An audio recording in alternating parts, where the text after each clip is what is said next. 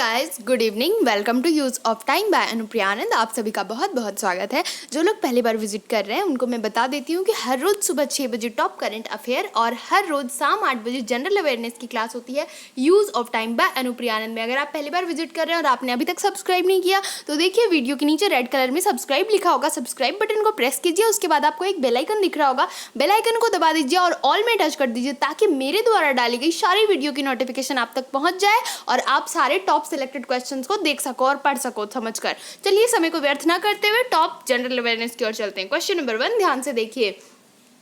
निम्नलिखित में से कौन सा भारत सरकार द्वारा अपनाई गई लोक प्रापण और वितरण प्रणाली का उद्देश्य नहीं है? ऑप्शन देखिएगा, 1 बफर स्टॉक बनाकर दाम की स्थिरता बनाए रखना। ऑप्शन 2 उपभोक्ताओं और गरीब किसानों दोनों के हितों की रक्षा करना। ऑप्शन 3 खाद्यान्नों के उत्पादन को नियंत्रित करना। या ऑप्शन 4 वितरण में निजी और प्रादेशिक असमानता को कम करना। तो दोस्तों इसका सही आंसर होगा खाद्यान्नों के उत्पादन को नियंत्रित करना, यानी कि ऑप्शन नंबर 3 इसका सही आंसर है। कहा गया है कि निम्नलिखित में से कौन सा भारत सरकार द्वारा अपनाई गई लोक प्रापण और वितरण प्रणाली का उद्देश्य नहीं है? तो खाद्यान्नों के उत्पादन को नियंत्रित करना। याद रखें। अगले प्रश्न की ओर चलते हैं। सवाल नंबर 2 ध्यान से देखिए। भारतीय विदेश व्यापार संस्थान कहाँ स्थित है? ऑप्शन देखिएगा, 1 नई दिल्ली, 2 हैदराबाद, 3 मुंबई या 4 अहमदाबाद। तो दोस्तों इसका सही आंसर होगा नई दिल्ली। जी हाँ, भारतीय विदेशी व्यापार संस्थान नई दिल्ली में स्थित है। याद रखें। अगले प्रश्न की ओर चलते हैं। सवाल नंबर 3 ध्यान से देखिए। राष्ट्रीय कृषि विपणन केंद्र कहाँ स्थित है? ऑप्शन देखिएगा, 1 जयपुर, 2 नई दिल्ली, 3 नागपुर या 4 हैदराबाद। तो दोस्तों इसका सही आंसर होगा जयपुर। जी हाँ, राष्ट्रीय कृषि विपणन केंद्र जयपुर में स्थित है। याद रखें कहाँ स्थित है? जयपुर में। और क्या? तो राष्ट्रीय कृषि विपणन केंद्र जयपुर में है। अगले प्रश्न की ओर चलते हैं। सवाल नंबर 4 ध्यान से देखिए। प्रति व्यक्ति आय निकालने के लिए राष्ट्रीय आय को भाग किया जाता है किससे? ऑप्शन देखिएगा, 1 देश की कुल जनसंख्या से। ऑप्शन 2 कुल कार्यशील जनसंख्या से। या ऑप्शन 3 देश के क्षेत्रफल से। या ऑप्शन 4 प्रयुक्त पूंजी के परिणाम से। तो दोस्तों इसका सही आंसर होगा देश की कुल जनसंख्या से प्रति व्यक्ति आय निकालने के लिए राष्ट्रीय आय को भाग किया जाता है देश की कुल जनसंख्या से। याद रखना है। अगले प्रश्न की ओर चलते हैं। सवाल नंबर 5 ध्यान से देखिए। थाईलैंड की मुद्रा क्या है? ऑप्शन देखिएगा, 1 भात, 2 रुपया, 3 युआन या 4 येन। तो दोस्तों इसका सही आंसर होगा भात। जी हाँ, थाईलैंड की मुद्रा है भात। याद रखें। अगले प्रश्न की ओर चलते हैं। सवाल नंबर 6 ध्यान से देखिए।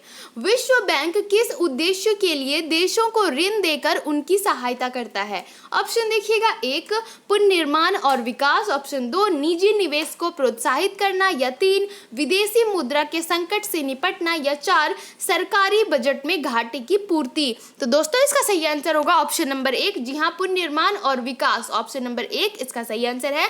विश्व बैंक किस उद्देश्य के लिए देशों को ऋण देकर उनकी सहायता करता है? तो पुनर्निर्माण और विकास के लिए। याद रखें। अगले प्रश्न की ओर चलते हैं। सवाल नंबर 7 ध्यान से देखिए। भारतीय कृषि में जुलाई से अक्टूबर से नवंबर तक की अवधि को क्या कहते हैं? ऑप्शन देखिएगा, 1 रबी का मौसम, 2 खरीफ का मौसम, 3 खरीफ पूर्व मौसम या 4 मंदी का मौसम। तो दोस्तों इसका सही आंसर क्या होगा? फ्रेंड्स इसका सही आंसर होगा खरीफ का मौसम। कहा गया है कि भारतीय कृषि में जुलाई से अक्टूबर नवंबर तक की अवधि को क्या कहते हैं? तो खरीफ का मौसम। उस समय खरीफ फसलें होती है इसलिए। अगले प्रश्न की ओर चलते हैं। सवाल नंबर 8 ध्यान से देखिए।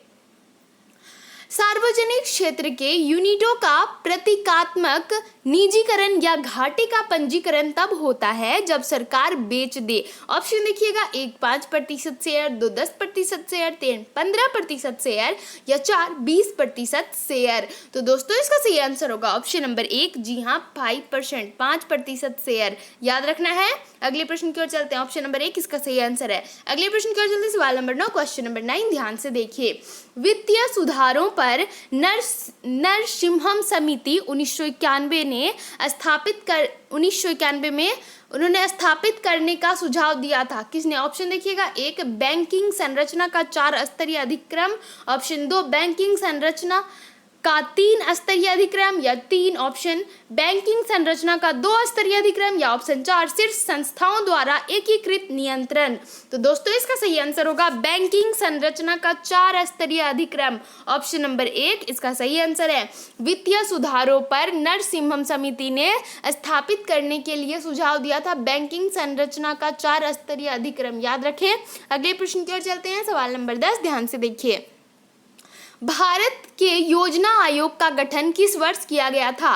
ऑप्शन देखिएगा 1 1942, 2 1947, 3 1950 या 4 1955। तो दोस्तों इसका सही आंसर होगा 1950 यानी कि 1950। भारत के योजना आयोग का गठन किस वर्ष किया गया था? तो 1950 में। याद रखना है। वीडियो कैसा लगता है फ्रेंड मुझे कमेंट करके आप प्लीज़ बताया कीजिए और लाइक कर दीजिएगा, क्योंकि अगर आप लाइक करते हो तो मुझे अच्छा लगता है और आगे वीडियो लाने में खुशी होती है, रुचि होती है। ओके, तो चलिए अगले प्रश्न की ओर चलते हैं। सवाल नंबर 11 ध्यान से देखिए। संविधान में उल्लिखित मौलिक अधिकारों का संरक्षक कौन है? ऑप्शन देखिएगा 1 उच्चतम न्यायालय, 2 संसद, 3 संविधान या 4 राष्ट्रपति। तो दोस्तों इसका सही आंसर होगा ऑप्शन नंबर 1, जी हाँ उच्चतम न्यायालय। ऑप्शन नंबर 1 इसका सही आंसर है। संविधान में उल्लिखित मौलिक अधिकारों का संरक्षक है उच्चतम न्यायालय। याद रखना है। अगले प्रश्न की ओर चलते हैं। सवाल नंबर 12 ध्यान से देखिए। सरकारिया आयोग की नियुक्ति किस प्रश्न की समीक्षा के लिए की गई थी? ऑप्शन देखिएगा केंद्र या राज्य संबंध, 2 विधायी समस्या या 3 संघ राज्य क्षेत्रों की समस्या या 4 जनजातीय क्षेत्र। तो दोस्तों इसका सही आंसर होगा ऑप्शन नंबर 1, जी हाँ केंद्र या राज्य संबंध। ऑप्शन नंबर 1 इसका सही आंसर है। याद रखना है। सरकारिया आयोग की नियुक्ति किस प्रश्न की समीक्षा के लिए की गई थी? तो केंद्र या राज्य संबंध की समीक्षा के लिए। याद रखना है। अगले प्रश्न की ओर चलते हैं। सवाल नंबर 13 ध्यान से देखिए। उच्च न्यायालय के न्यायाधीश अपने पद पर रहते हैं। ऑप्शन देखिएगा 1 जब तक भारत का मुख्य न्यायाधीश चाहे, 2 62 वर्ष की आयु के होने तक, या 3 65 वर्ष की आयु होने तक, या 4 जब तक वे चाहे। तो दोस्तों इसका सही आंसर होगा 62 वर्ष की आयु होने तक। कहा गया है कि उच्च न्यायालय के न्यायाधीश अपने पद पर रहते हैं 62 वर्ष की आयु तक। याद रखें। अगले प्रश्न की ओर चलते हैं। सवाल नंबर 14 ध्यान से देखिए। फ्रेंड्स अगर आप G7 के बारे में जानना चाहते हैं जो कि ग्रुप ऑफ 7 है और इसमें कौन कौन सा देश है और सारी इन्फॉर्मेशन ये है क्या, तो आप जाकर देख सकते हो। आई बटन पे मैंने वीडियो बना रखी है इसरो से रिलेटेड, वंदे भारत मिशन से रिलेटेड, डेली के करंट अफेयर और most top selected general awareness top 30 का जो होता है डेली 8 बजे जनरल अवेयरनेस, और टॉप 10 करंट अफेयर होता है डेली 6 AM में, सुबह 6 बजे। आप अगर ये क्लास करते हो तो किसी भी कॉम्पिटिटिव एग्जाम्स की आप तैयारी कर रहे हो तो आपको इस क्लास से जरूर जुड़ जाना चाहिए, क्योंकि इसमें टॉप सेलेक्टेड क्वेश्चंस होते हैं फ्रेंड। रियली आपको बिलीव करना पड़ेगा, क्योंकि इसमें रियल में टॉप सेलेक्टेड क्वेश्चंस है। तो आप अपने दोस्तों को भी ये वीडियो शेयर कीजिए, और अगर आप कॉम्पिटिटिव एग्जाम्स की तैयारी कर रहे हैं तो आप हर रोज इस वीडियो को देखा कीजिए। Use of time by Anupriya Anand से जुड़े रहिए। देखिए सवाल नंबर 14 क्या कहता है। संयुक्त राष्ट्र आधिकारिक रूप से अस्तित्व में आया था। ऑप्शन देखिएगा 1 कब आया था? 1 जनवरी 1942 को, 2 3 अक्टूबर 1944 को, या ऑप्शन 3 24 अक्टूबर 1945 को, या ऑप्शन 4 26 जून 1945 को। तो दोस्तों इसका सही आंसर होगा ऑप्शन नंबर 3, जी हाँ 24 अक्टूबर 1945 को, 24 जून 1945 को आया था। याद रखना है। कहा गया कि संयुक्त राष्ट्र आधिकारिक रूप से अस्तित्व में आया था कब? तो 24 अक्टूबर 1945 को। याद रखना है। अगले प्रश्न की ओर चलते हैं। चलिए सवाल नंबर 15 क्वेश्चन नंबर 15 ध्यान से देखिए। इंग्लिश मुकुट एक उदाहरण है। किसका उदाहरण है? ऑप्शन देखिएगा 1 वास्तविक कार्यपालिका का, 2 वास्तविक कल्प कार्यपालिका का, या 3 नाम मात्र की कार्यपालिका का, या ऑप्शन 4 नामित कार्यपालिका का। तो दोस्तों इसका सही आंसर होगा नाम मात्र की कार्यपालिका का। जी हाँ ऑप्शन नंबर 3 इसका सही आंसर है। इंग्लिश मुकुट उदाहरण है नाम मात्र की कार्यपालिका का। याद रखें। चलिए अगले प्रश्न की ओर चलते हैं। सवाल नंबर 16 ध्यान से देखिए। संघ लोक सेवा आयोग की वार्षिक रिपोर्ट किसे प्रस्तुत की जाती है? ऑप्शन देखिएगा 1 राष्ट्रपति को, 2 उच्चतम न्यायालय को, 3 प्रधानमंत्री जी को, या 4 लोक संघ सेवा आयोग के अध्यक्ष को। किसको प्रस्तुत की जाती है? तो दोस्तों इसका सही आंसर होगा ऑप्शन नंबर 1, जी हाँ राष्ट्रपति को संघ लोक सेवा आयोग की वार्षिक रिपोर्ट प्रस्तुत की जाती है राष्ट्रपति जी को। याद रखें। अगले प्रश्न की ओर चलते हैं। सवाल नंबर 17 ध्यान से देखिए। साधन और साध्य के संबंध में गांधी जी विश्वास करते थे? ऑप्शन देखिएगा, एक, साध्य अच्छे बन जाते हैं यदि वे साध्य को पूरा कर दे। ऑप्शन दो, साधन और साध्य एक दूसरे से बिल्कुल भिन्न है। या ऑप्शन तीन, साधन ही साध्य का निर्धारण करते हैं। या ऑप्शन चार, साध्य ही सब कुछ है, चाहे साधन कोई भी और कैसे भी हो। तो दोस्तों इसका सही आंसर क्या होगा? फ्रेंड्स, कहा गया है कि साधन और साध्य के संबंध में गांधी जी विश्वास करते थे, साधन ही साध्य का निर्धारण है। ये ऑप्शन नंबर 3 सही है, याद रखना है। अगले प्रश्न की ओर चलते हैं, सवाल नंबर 18, ध्यान से देखिए। देखिए फ्रेंड्स, सवाल नंबर 18 क्या कहता है? क्वेश्चन नंबर 18, लोकसभा में अध्यक्ष के मत को कहा जाता है क्या? ऑप्शन देखिएगा, 1 निर्णायक मत, 2 ध्वनि, 3 प्रत्यक्ष मत या 4 अप्रत्यक्ष मत। तो दोस्तों इसका सही आंसर क्या होगा? फ्रेंड्स, इसका सही आंसर होगा निर्णायक मत। जी हाँ, ऑप्शन नंबर 1 इसका सही आंसर है। लोकसभा में अध्यक्ष के मत को कहा जाता है निर्णायक मत, याद रखें। अगले प्रश्न की ओर चलते हैं, सवाल नंबर 19, ध्यान से देखिए। देखिए सवाल नंबर 19 क्या कहता है? भारतीय संविधान के कौन से भाग में मौलिक अधिकारों पर चर्चा की गई है? ऑप्शन देखिएगा, 1 भाग 1, 2 भाग 2, ऑप्शन 3 भाग 3 या ऑप्शन 4 भाग 4। तो दोस्तों कहा गया है कि भारतीय संविधान के कौन से भाग में मौलिक अधिकारों पर चर्चा की गई थी? तो इसका सही आंसर होगा फ्रेंड्स ऑप्शन नंबर 3। जी हाँ, भाग 3 पर, भारतीय संविधान के भाग 3 में मौलिक अधिकारों पर चर्चा की गई थी, याद रखना है। ऑप्शन नंबर 3 इसका सही आंसर है। अगले प्रश्न की ओर चलते हैं, सवाल नंबर 20, ध्यान से देखिए। वह यूनानी क्लासिक कौन सा है जिसका अनुवाद गांधी जी ने गुजराती में किया था?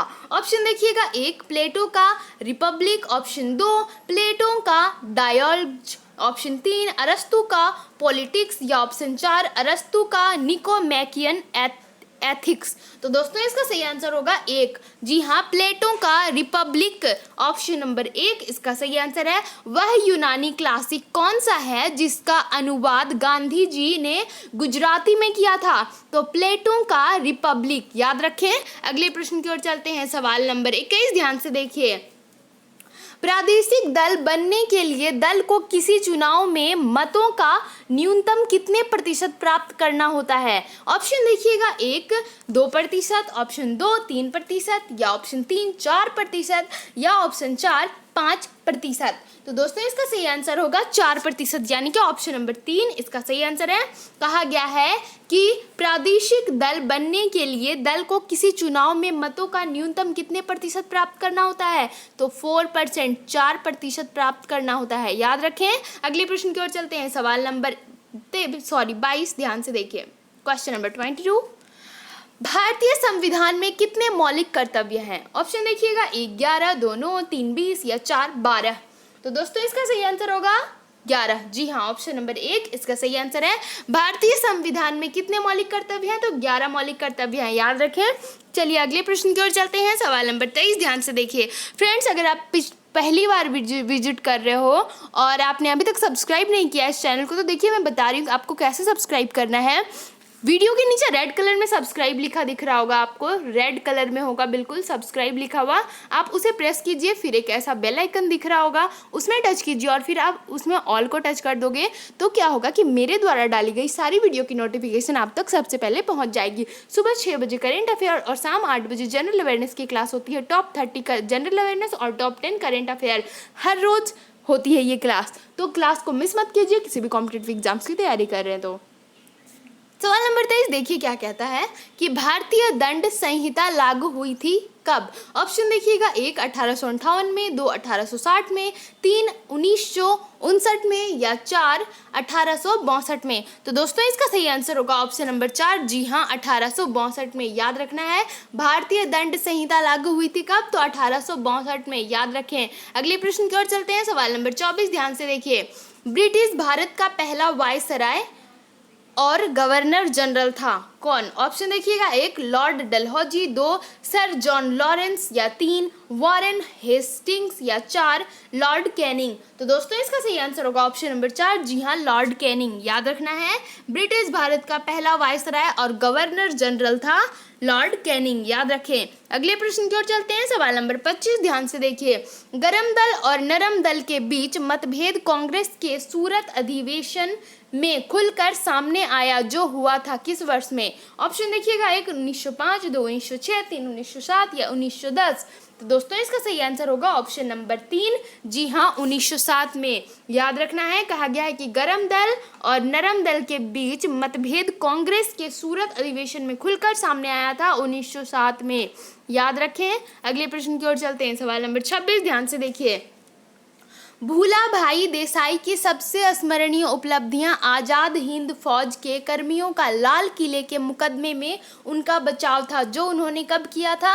ऑप्शन देखिएगा, 1 1943 के अंत में, ऑप्शन 2 1944 के अंत में, ऑप्शन 3 1945 के अंत में या ऑप्शन 4 1946 के अंत में। तो दोस्तों इसका सही आंसर होगा 1945 के लास्ट टाइम, यानी कि 1945 के अंत में। कहा गया है कि भूला भाई देसाई की सबसे स्मरणीय उपलब्धि आजाद हिंद फौज के कर्मियों का लाल किले के मुकदमे में उनका बचाव, जो उन्होंने कब किया था? 1945 के अंत में, याद रखें। अगले प्रश्न की ओर चलते हैं, सवाल नंबर 27 ध्यान से देखिए। कहा जाता है कि सेंट थॉमस ईसाई धर्म का प्रचार करने के लिए भारत आए थे, वे किसके शासनकाल के दौरान आए थे? ऑप्शन देखिएगा, 1 चेरा, 2 पार्थियन, 3 पंड्या या 4 चोला। तो दोस्तों इसका सही आंसर होगा ऑप्शन नंबर 2, जी हाँ ऑप्शन नंबर 2 इसका सही आंसर है, पार्थियन, याद रखें। अगले प्रश्न की ओर चलते हैं, सवाल नंबर 28 ध्यान से देखिए। पूर्व में पुर्तगालियों का पहला वायसराय था। ऑप्शन देखिएगा, 1 अल्बुकर्क, ऑप्शन 2 जोआ डी क्रेस्ट्रो या 3 फ्रांसिस्को डी अल्मेडिया या 4 न्यूनो डा कुन्हा। तो दोस्तों इसका सही आंसर क्या होगा फ्रेंड्स? इसका सही आंसर होगा फ्रांसिस्को डी अल्मेडिया, ऑप्शन नंबर 3 इसका सही आंसर है। पूर्व में पुर्तगालियों का पहला वायसराय था फ्रांसिस्को डी अल्मेडिया, याद रखें। अगले प्रश्न की ओर चलते हैं, सवाल नंबर 29 ध्यान से देखिए। फ्रेंड्स अगर आप मुझे टेलीग्राम, ट्विटर, इंस्टा या फेसबुक पे फॉलो करना चाहते हो तो नीचे डिस्क्रिप्शन में मैंने लिंक डाल रखी है, आप मुझे फॉलो कर सकते हो। ओके, देखिए सवाल नंबर 29 क्या है? अखिल भारतीय महिला सम्मेलन की स्थापना कब हुई थी? ऑप्शन देखिएगा, 1 1924, 2 1925, 3 1926 या 4 1927। तो दोस्तों इसका सही आंसर होगा 1927, यानी कि 1927, याद रखना है। Option number D, option number 4 इसका सही आंसर है। अखिल भारतीय महिला सम्मेलन की स्थापना हुई थी 1927 में, याद रखें। अगले प्रश्न की ओर चलते हैं, यह हमारा अंतिम प्रश्न है। मैं फिर से कह रही हूँ, वीडियो अगर आपको अच्छा लग रहा है तो लाइक कीजिए एंड अपने दोस्तों के साथ शेयर कीजिए। जो लोग कॉम्पिटिटिव एग्जाम्स की तैयारी कर रहे हैं उन तक ये वीडियो जरूर शेयर कीजिए और मुझे कॉमेंट करके जरूर बताइएगा वीडियो आपको कितना इन्फॉर्मेटिव लग रहा है। सवाल नंबर 30 क्या है कि 19वीं शताब्दी के मध्य में कूका आंदोलन शुरू हुआ था, कहां पर? ऑप्शन देखिएगा, 1 पश्चिम बंगाल में, 2 महाराष्ट्र में, 3 बंगाल में या 4 मध्य भारत में। तो दोस्तों इसका सही आंसर होगा ऑप्शन नंबर 1, जी हाँ पश्चिमी बंगाल, पश्चिमी पंजाब में। कहा गया है कि 19वीं शताब्दी के मध्य में कूका आंदोलन शुरू हुआ था, कहाँ पे? तो पश्चिमी पंजाब में, याद रखें। कैसा लगा वीडियो कमेंट करके जरूर बताइएगा। Thank you friends, thanks for watching my video.